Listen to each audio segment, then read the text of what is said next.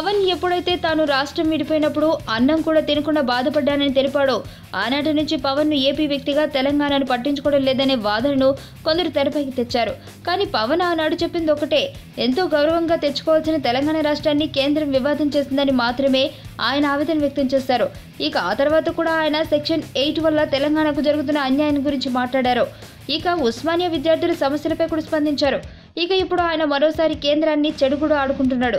మిర్చి సమస్య 2 తెలుగు రాష్ట్రాల్లోని రైతులను తీవ్రంగా విధిస్తుంటే కేంద్రం ఆంధ్ర నుంచి ఎక్కువ మిర్చిని కొనుగోలు చేసి తెలంగాణకు తక్కువ మొత్తం కొనుగోలు చేయడంపై అసంతృప్తి లేవనెత్తారు. దీని ద్వారా తెలుగు ప్రజల మధ్య మరోసారి కేంద్రం చిచ్చుపెడుతుందని తీవ్ర స్వరంతో అన్నారు. ఇక మిగులు మిర్చి పరిస్థితి ఏమిటి? తెలంగాణ మిర్చి మిగులు సంకేతమేంటంటూ తన వాదన వినిపించారు. ఇది వాస్తవమే. కేవలం చంద్రబాబు ఎన్టీఆర్ మిత్రపక్షం కాబట్టి ఆంధ్రపై ఎక్కువ ప్రేమ చూపించి కేసీఆర్ ప్రభుత్వంపై సవతి తల్లి ప్రేమను చూపిస్తోందని మరోసారి తెలుగు ప్రజల మధ్య గొడవలు జరిగే అవకాశం ఉంది. ఇక కేంద్రం తీరుపై టీఆర్ఎస్ తో పాటు పలు నాయకులు అసంతృప్తి వ్యక్తం చేస్తున్నారు.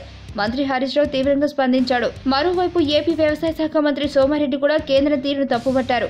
కాబట్టి నాకు 2 తెలుగు రాష్ట్రాలు ముఖ్యమే అని చెప్పే ఆంధ్ర సీఎం ఇతర తెలుగు తమ్ముళ్లు తెలంగాణ సమస్యలు ప్రస్తావించడం లేదు.